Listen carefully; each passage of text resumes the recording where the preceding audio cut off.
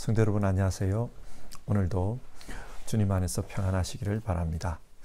하나님께 예배하실 때 삶을 살아낼 수 있는 힘과 또 주님의 뜻을 분별하는 지혜가 주어지길 바랍니다.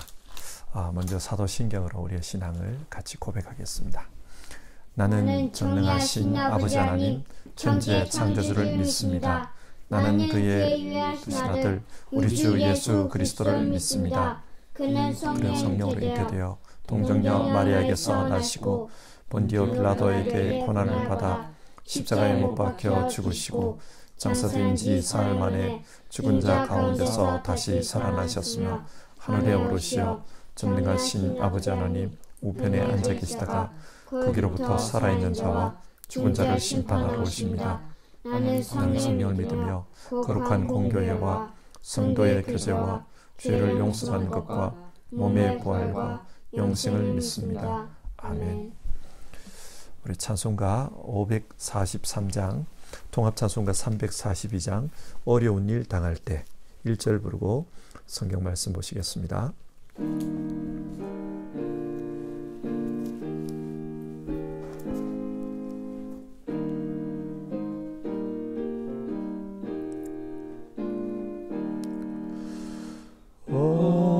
어려운 일 당할 때 나의 믿음 적으나 의지하는 내 주를 더욱 의지합니다. 세월 지나갈수록 의지할 것뿐일세. 무슨 일을 당해도 예수 의지합니다.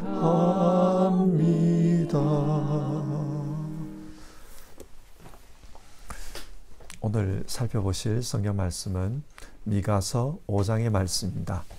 미가서 5장 1절부터 5절 상반절까지를 읽도록 하겠습니다.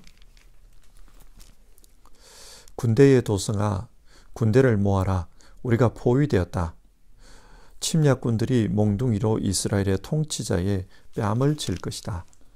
그러나 너 베들레헴 에브라다야, 너는 유대 여러 족속 가운데서 작은 족속이지만 이스라엘을 다스릴 자가 내게서 내게로 나올 것이다.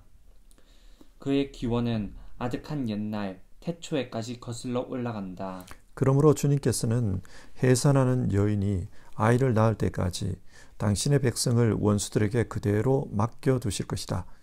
그 뒤에 그의 동포 사로잡혀 가 있던 남은 백성이 이스라엘 자손에게로 돌아올 것이다. 그가 주님께서 주신 능력을 가지고 그의 하나님이신 주님의 이름을 지닌 그 위엄을 의지하고 서서 그의 때를 먹을 것이다.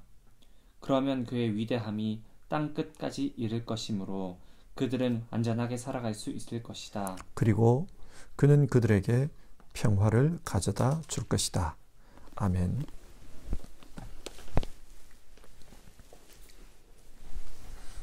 예수님은 제자들에게 너희는 이렇게 기도하라. 기도를 가르쳐 주셨습니다. 어떻게 기도하라고 하셨습니까? 아버지의 나라가 오게 하시며 아버지의 뜻이 하늘에서와 같이 땅에서도 이루어지게 하소서. 예수님께서 가르쳐 주신 기도는 하나님의 나라가 임하기를 간구하는 기도였습니다. 그러면 예수님이 말씀하시는 그 하나님 나라는 어떤 것입니까? 하늘에서 이루어진 하나님의 뜻이 이 땅에서도 이루어지는 것입니다. 하나님의 뜻이 이루어지는 것, 그것이 하나님 나라의 핵심입니다. 성경은 이 하나님의 뜻이 역사의 마지막에 온전하게 이루어진다고 말씀합니다. 그래서 종말의 때가 되면 하나님 나라가 이 땅에 임하는 것을 볼 수 있습니다. 요한계시록의 이야기가 이 이야기입니다. 우리는 이것을 믿습니다. 근데 여러분, 우리에게 중요한 것은 지금입니다. 지금 우리는 어떤 상황 속에서 살고 있습니까? 코로나가 창궐해 있습니다. 많은 사람들이 힘들어합니다. 그래서 우리가 사는 이 현실은 고통이 있고 억울함도 있고 때로는 불안과 염려로 가슴 졸이며 살아야 하는 그런 삶입니다. 하나님의 뜻과 거리감은 그런 현실들이 우리 눈앞에 있습니다. 자, 이런 현실 속에서 하나님 나라를 믿고 산다는 것이 무엇일까요? 하나님을 신앙한다는 것이 무엇일까요? 오늘 본문을 통해 우리 함께 생각해 보았으면 좋겠습니다. 미가서는 내용상 크게 두 부분으로 나누어집니다. 1장에서 3장은 심판을 받을 수밖에 없는 이스라엘 민족의 현실에 대해서 말하고 있습니다. 그리고 4장부터는 앞으로 이루어질 하나님의 역사에 대한 이야기입니다. 앞으로 하나님이 이렇게 하실 것이다. 그것 때문에 소망을 가지게 됩니다. 하나님께서 이스라엘 민족을 심판하셨으니 그 후에는 회복하시고 또 구원하십니다. 오늘 읽은 말씀도 이 회복과 구원의 메시지와 연관이 있습니다. 그러면 하나님은 어떻게 회복하시고 또 어떻게 구원하십니까? 메시아를 통했습니다. 1절을 보겠습니다. 군대의 도성아 군대를 모아라. 왜 군대를 모으라고 합니까? 우리가 포위되었다. 적군이 쳐들어와서 이스라엘이 포위되었습니다. 그리고 이어서 적군에게 점령당하고 맙니다. 1절 하반절을 보시면 적군들이 몽둥이로 이스라엘의 통치자의 뺨을 칠 것이다. 적들이 이스라엘의 통치자, 즉 왕의 뺨을 때립니다. 뺨을 때린다는 것은 조롱하는 행위입니다. 지나가면서 몽둥이로 이렇게 뺨을 톡톡톡 이렇게 치면서 조롱하는 겁니다. 이스라엘의 현실이 어떻습니까?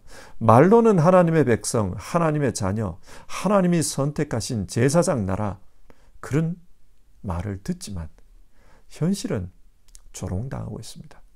짓밟히고 비참합니다. 그런데 이런 상황에서 하나님께서 소망의 말씀을 주십니다. 2절인데요. 2절을 보면 그러나라는 접속사로 시작합니다. 그러나 새로운 반전이 일어나는 것입니다. 어떤 반전입니까? 그러나 너 베들레헴 에브라다야, 너는 유다의 여러 족속 가운데서 작은 족속이지만 이스라엘을 다스릴 자가 네게서 내게로 나올 것이다. 이 말씀은 우리에게 아주 익숙한 말씀입니다. 마태복음 2장 6절에서 예수님의 탄생과 관련하여 이 말씀이 인용되고 있기 때문입니다. 하나님은 이스라엘이 세상에서 조롱당하며 짓밟히고 있을 때 이스라엘을 다스릴 자, 즉 메시아를 보내주시겠다고 하십니다. 그런데 그 메시아가 어떤 모습으로 오십니까? 베들레헴 에브라다에서 태어난다고 합니다. 왜 그곳에서 태어나는가? 베들레헴은 다윗의 고향입니다. 하나님은 사무엘하서 7장에서 다윗에게 약속하셨습니다. 영원한 왕위를 약속하셨습니다. 그래서 다윗의 후손으로 하여금 영원히 그 나라를 다스리게 하겠다 말씀하셨습니다. 그래서 메시아는 다윗의 후손으로서 다윗의 고향인 베들레헴에서 태어난 것입니다. 하나님은 신실하십니다. 그래서 하나님께서 말씀하신 대로 그대로 역사가 이루어지도록 일해 가십니다. 그런데 성경은 이 베들레헴을 묘사하면서 유대 고을 중 가장 작은 곳이라고 말합니다. 이게 무슨 뜻일까요? 메시아는 이 세상에 가장 작은 자의 모습으로 오신다는 말입니다. 이스라엘 사람들은 자신들이 오랜 동안 세상에서 조롱당하고 억눌림을 당했기 때문에 자신들의 구원자는 큰 자, 강한 자, 군림하는 자, 그런 자로 올 것이라고 생각했습니다. 그러다 보니 왕궁에서 권세자로서 화려한 귀공자로서 그렇게 이 세상에 태어날 것이다. 그런 상상을 하고 있었어요. 그러나 하나님은 한 번도 그렇게 말한 적이 없습니다. 작은 자의 모습으로 오신다고 합니다. 그러면 왜 작은 자의 모습으로 오십니까? 그가 찔린 것은 우리의 허물 때문이고 그가 상처를 받은 것은 우리의 악함 때문이다. 그가 징계를 받음으로 우리가 평화를 누리고 그가 매를 맞음으로써 우리의 병이 나았다. 메시아는 우리를 위해 이 땅에 오시는 분입니다. 우리의 허물과 우리의 죄와 우리의 상처를 치료하기 위해 이 땅에 오시는 분입니다. 그래서 우리와 같은 허물과 상처를 가진 그런 작은 자의 모습으로 이 땅에 오시는 겁니다. 그러나 메시아께서 작은 자의 모습으로 오신다고 해서 그는 결코 작은 자가 아닙니다. 1절 하반절 그의 기원은 아득한 옛날 태초에까지 거슬러 올라간다. 메시아의 본질에 대한 말씀입니다. 메시아가 어떤 분인가? 요한복음 1장은 이 메시아의 본질에 대해서 이렇게 표현합니다. 태초에 말씀이 계셨다. 그 말씀은 하나님과 함께 계셨다. 그 말씀은 하나님이셨다. 우리에게 오신 이 메시아는 태초부터 계신 하나님의 말씀이었습니다. 그래서 그 말씀으로 천지를 창조하셨고 또 그 말씀에 따라 세상을 다스리셨습니다. 그분은 하나님이셨습니다.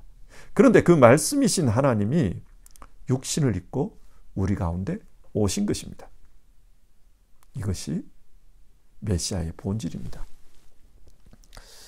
마태복음 22장을 보면 예수님께서 바리새파 사람들과 논쟁하는 장면이 나옵니다. 그 논쟁 가운데 예수님이 바리새인들에게 이런 질문을 해요. 다윗은 시편 110편에서 자신의 후손으로 올 메시아를 내 주라고 불렀다. 그러면서 시편 110편 1절을 인용합니다. 주님께서 내 주께 말씀하시기를 내가 내 원수를 네 발 아래 굴복시킬 때까지 너는 내 오른쪽에 앉아 있으라. 그렇게 하셨습니다.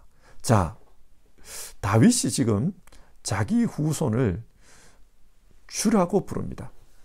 자기 주인이라는 말이에요. 그러면 그 주는 다윗의 후손일까요? 다윗의 주인일까요? 예수님 그걸 질문합니다. 무슨 말입니까? 사람이 볼 때는 메시아는 다윗의 후손입니다. 다윗의 후손으로 태어났기 때문입니다. 그러나 메시아는 사람의 몸을 입기 전에 이미 있었습니다. 말씀이신 하나님으로 원래부터 있었습니다. 따라서 그의 기원은 태초입니다. 다윗보다 앞선 분입니다. 그렇기 때문에 다윗은 그분을 주라고 부르는 것입니다. 메시아는 원래부터 계신 말씀이신 하나님입니다. 그래서 그 메시아가 이 땅에 오시면, 말씀으로 다스리던 분이 이 땅에 오시면 이 땅에는 하나님의 통치가 이루어지는 겁니다. 말씀이신 그분이 하늘에서 뜻을 이룬 그 뜻이 이 땅에서 그분을 통해 이루어지는 것입니다. 이 메시아는 예수님입니다. 그러므로 예수님을 통해 하나님의 나라가 이 땅에 온 것입니다. 그런데 본문 3절을 보면 예수님이 오실 때까지 많은 어려움이 있을 것이라는 것을 말씀하고 있습니다. 3절인데요. 그러므로 주님께서는 해산하는 여인이 아이를 낳을 때까지 당신의 백성을 원수들에게 그대로 맡겨두실 것이다. 메시아가 태어날 때까지 하나님은 이스라엘을 원수들에게 맡겨둘 것이라고 합니다. 실제로 이스라엘의 역사가 그래요. 미가가 이 예언을 할 때가 대략 주전 700년경입니다. 그리고 예수님은 700년 후에 태어납니다. 그러니까 예수님이 오실 때까지 이 700년 동안 이스라엘이 어떤 상태에 있었나? 여러 민족에게 침략당했습니다. 아수르에게 침략당하고 바벨론에게 침략당하고 그 다음에 페르시아의 식민지로 있고 헬라의 식민지로 있고 로마의 식민지로 있고 계속해서 침략당하고 억눌림당하고 고통을 겪었습니다. 그리고 주님이 오셨습니다. 자, 그러면 오늘 말씀은 그 주님이 오시면 어떤 일을 할 것이라고 그렇게 말씀합니까? 자기 백성을 돌아오게 한다고 합니다. 3절 하반절을 보시면요. 남은 백성이 이스라엘 자손에게로 돌아올 것이다. 예수님께서 두로 땅으로 가셨어요. 두로 땅으로 가서 보니까 한 가나안 여인이 자기의 딸을 고쳐달라고 부르짖습니다. 주여, 내 딸이 귀신에 들렸나이다. 고쳐주소서. 간절하게 부르짖습니다. 그때 예수님께서 매정한 말씀을 하세요. 무슨 말씀을 하십니까? 나는 오직 이스라엘 집에 잃어버린 양들에게 보내심을 받았을 뿐이다. 왜 이 말씀을 하십니까? 오늘 말씀을 보면 메시아가 오셔서 하는 일이 뭐라고 그럽니까? 잃어버린 양들을 찾는 거라고 그럽니다. 그런데 그 잃어버린 양이 누구입니까? 문자적으로 보면 이스라엘이에요. 하나님의 백성 이스라엘입니다. 그러나 이 의미를 우리가 살펴보면 하나님의 잃어버린 양들이란 혈통적인 이스라엘이 아니라 영적인 이스라엘, 하나님을 믿는 하나님의 백성입니다. 하나님을 떠나 살고 있는 그 하나님의 백성을 하나님께서 인도하시겠다. 누굴 통해서? 메시아를 통해서. 메시아는 이 일을 하러 오셨습니다. 그 가나안 여인 역시 하나님을 믿잖아요. 그래서 주님께 고쳐달라고 부르짖습니다. 그래서 고침을 받는 겁니다. 자, 4절을 보면요. 이 메시아를, 잃어버린 양을 찾으러 온 이 메시아를 양떼를 먹이는 목자로 표현하고 있습니다. 요한복음 10장에서 예수님은 나는 선한 목자라 그런 말씀을 하셨습니다. 그리고 그 선한 목자는 자기 양들을 위해 목숨을 버린다고 했습니다. 예수님은 잃어버린 자신의 양들을 위해 자기 목숨을 겁니다. 십자가에 자기 목숨을 겁니다. 그를 통해 잃어버린 양들을 찾으십니다. 주님은 이 일을 하러 오셨습니다. 자, 그러면 주께서 이 일을 하신 결과 어떤 결과가 발생합니까? 4절 하반절입니다. 그러면 그의 위대함이 땅끝까지 이를 것이므로 그들은 안전하게 살아갈 수 있을 것이다. 주님의 위대함이 땅끝까지 이른다고 합니다. 사도행전 1장 8절 말씀, 오직 성령이 너희에게 임하시면 너희가 권능을 받고 예루살렘과 온 유대와 사마리아와 땅끝까지 이르러 내 증인이 되리라. 주님의 위대하심이 땅끝까지 퍼져갈 것입니다. 그래서 제자들에게 그 주님의 증인이 되라고 하셨습니다. 예수님의 하나님 나라는 처음에는 겨자씨 한 알처럼 작아 보였습니다. 보잘것없어 보였습니다. 인간적으로 볼 때 나사렛에 사는 한 몫으로밖에 보이지 않았습니다. 사람들은 별 기대가 없었어요. 그러나 그 작은 겨자씨가 큰 나무가 되듯이 예수님은 큰 역사를 이루십니다. 왜 그렇습니까? 이 예수님은 바로 태초부터 계셨던 말씀이신 하나님이기 때문입니다. 인간적으로는 연약하게 이 땅에 오셨지만 그러나 그분은 하나님이셨습니다. 그래서 창대한 나라를 이루십니다. 그리고 5절, 그는 그들에게 평화를 가져다 줄 것이다. 우리가 잘 아는 찬송 중에 주는 평화 막힌 담을 모두 허셨네. 주는 평화 우리의 평화, 이런 찬송이 있지 않습니까? 그처럼 주님은 우리와 하나님 사이에 막힌 담을 허시고 우리에게 평화를 주셨습니다. 하나님과 우리 사이에 평화를 가져오셨습니다. 뿐만 아닙니다. 인간이 갈라놓은 장벽들이 있어요. 인종 간의 장벽, 선민과 이방인의 장벽, 남자와 여자의 장벽, 귀족과 천민의 장벽, 가진 자와 가난한 자의 장벽, 우리 주님은 모든 장벽을 허무시고 하나님 앞에서 이 모든 사람이 다 한 가지로 하나님의 자녀로 살게 해주셨습니다. 그래서 주 안에 평화가 이루어지게 해주셨습니다. 자, 이상의 말씀을 한번 정리해 봅시다. 오늘 성경은 이스라엘이 어려움을 당할 때 하나님께서 주신 소망의 말씀입니다. 1절을 보면 이스라엘이 적들에게 포위되었어요. 이스라엘의 통치자가 적들에게 희롱을 당합니다. 왕이 희롱당할 정도면 일반 백성은 오죽했겠습니까? 그런 상황에서 하나님은 회복에 대한 말씀을 주십니다. 메시아를 보내셔서 하나님의 통치가 이 땅에 이루어지도록 하겠다. 그런 약속의 말씀을 주십니다. 그분은 말씀이신 하나님, 태초부터 계셨던 하나님, 예수 그리스도이십니다.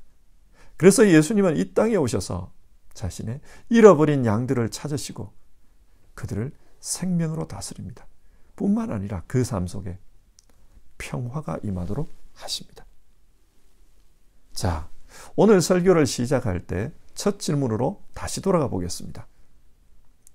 우리는 지금 어려움이 있고 아픔이 있는 그런 세상 속에서 삽니다. 코로나 때문에 이 세상이 몸살을 앓습니다. 그뿐만 아니라 한 분 한 분 보면 건강에 어려움이 있고 육신의 어려움이 있고 영적인 어려움도 심정의 어려움도 생활의 어려움도 여러 어려움을 안고 있습니다. 이런 어려움이 있는 세상을 살아가는 우리에게 예수님은 뜻이 하늘에서 이루어진 것처럼 땅에서도 이루어지기를 기도하라. 그렇게 말씀하셨습니다. 여러분, 우리가 이 예수님을 믿고 하나님 나라를 소망하며 기도하며 산다는 것이 어떤 의미입니까? 무슨 의미가 있습니까? 예수님을 믿는다는 것은 예수님의 말씀에 동의한다는 뜻입니다. 예수님의 말씀이 옳다. 그렇게 동의하는 것입니다. 예수님은 하나님의 나라가 이 땅에 왔고 또 마지막 때에 완성될 것이라고 했습니다. 우리가 이것을 동의한다면 지금 현재 아픔이 있어도 그 주님의 말씀대로 될 것이다. 그것을 믿으면서 이 현실을 사는 겁니다. 신학에서는 이것을 종말론적인 신앙이라고 부릅니다. 주님이 약속하신 대로 반드시 그렇게 될 것이다. 그것을 믿기 때문에 오늘 현실에서 좌절하지 않는 겁니다. 현실에서 보면 어려움이 크게 보이지만 주님이 약속하신 것 그걸 믿기 때문에 주님의 약속을 믿고 이 현실을 바라보면 그 약속대로 될 것이다. 그래서 소망을 가지고 사는 겁니다. 미가서를 보십시오. 현실은 참담했습니다. 왕도 뺨을 맞는 그런 세상입니다. 그러나 그런 현실에서 하나님은 메시아가 오셔서 다스릴 거다. 그 메시아가 다스리면 자신들의 이스라엘의 잃어버린 양들을 찾아주실 것이고 평화가 임할 거다. 하나님의 뜻이 이루어질 거다. 그런 약속을 합니다. 이런 상황에서 하나님을 믿는다는 것은 현실은 어렵지만 그 말씀 때문에 소망 가지고 사는 것입니다. 그 소망은 오늘 우리의 어려움을 이기게 합니다. 보십시오. 예수님은 AD 1년에 태어났습니다. 그러나 주전 700년 전에 살았던 그 미가 마음속에는 이미 말씀을 통해 예수님이 계셨습니다. 예수님을 모시고 산 겁니다. 그렇기 때문에 현실은 어려워도 소망이 있어요. 절대 좌절하지 않습니다. 그 어려움 때문에 절대 포기하지 않습니다. 다른 사람들은 세상을 비관하며 살고 다른 사람들은 세상의 힘을 믿고 세속적으로 살아도 그는 이미 그 마음속에 메시아가 자리하고 있고 그렇기 때문에 메시아의 통치 속에서 살아가는 겁니다. 그러다 보니 흔들림이 없습니다. 하나님이 다스려 주신다. 하나님이 이기게 하신다고 했다. 하나님의 나라가 오면 하나님 뜻이 이루어지고 평화가 임한다고 했다. 그래서 흔들리지 않고 자기 길을 걸어갑니다. 뚜벅뚜벅 자기 길을 갑니다. 하나님은 우리에게도 이걸 원하십니다. 믿음이란 예수님이 말씀하신 그게 진짜다. 그렇기 때문에 모든 것은 예수님 말씀대로 된다. 그렇게 생각하고 사는 것입니다. 그러면 미래에 이루어질 그 하나님 나라가 지금 소망 가운데 우리 안에 그대로 자리합니다. 그 나라가 우리 안에 자리하면 절대 좌절하지 않습니다. 절대 포기하지 않습니다.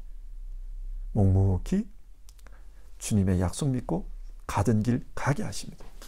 성도 여러분, 우리 모두 어려운 시기 이 믿음으로 살 수 있기를 바랍니다. 성경이 말하는 믿음의 역사는 바로 이런 것이기 때문입니다. 우리 함께 찬송하고요, 기도하겠습니다. 찬송가 543장 어려운 일 당할 때 2절 부르겠습니다.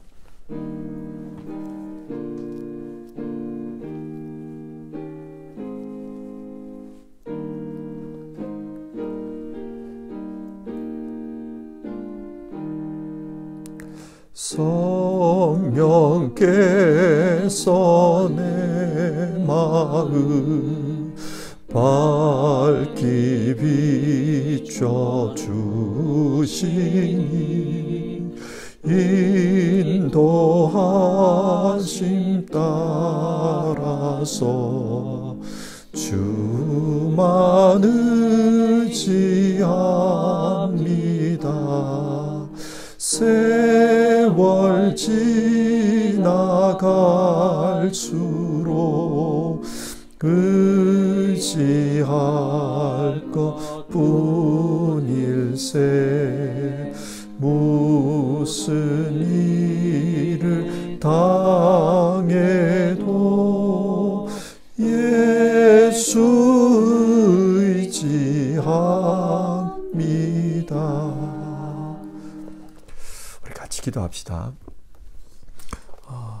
오늘 미가서 5장은 현실은 참 어렵지만 그래도 하나님이 주신 그 소망의 말씀 품고 종말론적인 신앙으로 살아가는 것을 봅니다.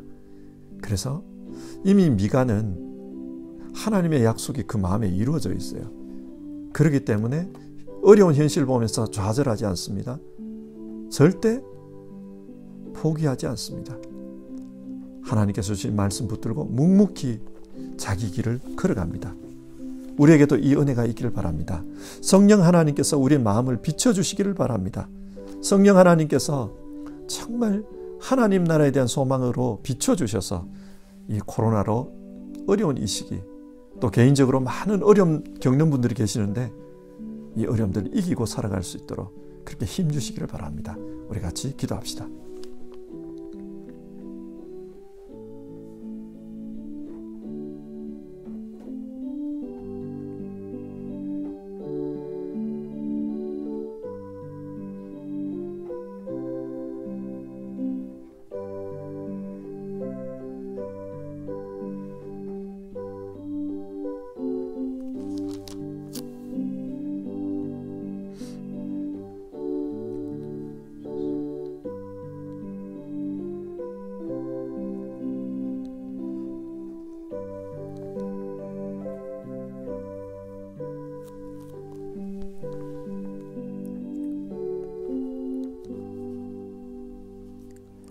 하나님 아버지, 오늘 미가서 5장의 말씀을 통해서 어려운 때 하나님이 주셨던 그 메시아에 대한 소망 붙들고 살았던 그 믿음의 선조들의 이야기를 우리가 살펴보았습니다.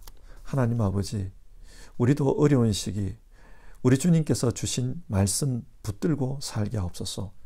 하나님의 나라가 이루어졌고 또 예수님을 통해 하나님 나라가 완성된다. 예수님 안에 있는 사람은 그 하나님 나라의 완성을 볼 것이다. 우리가 그 말씀 믿고 현실을 살아가게 하옵소서. 현실은 코로나 때문에 많이 힘듭니다. 하나님 아버지, 또 육신의 어려움을 가지고 있는 분들이 참 많습니다.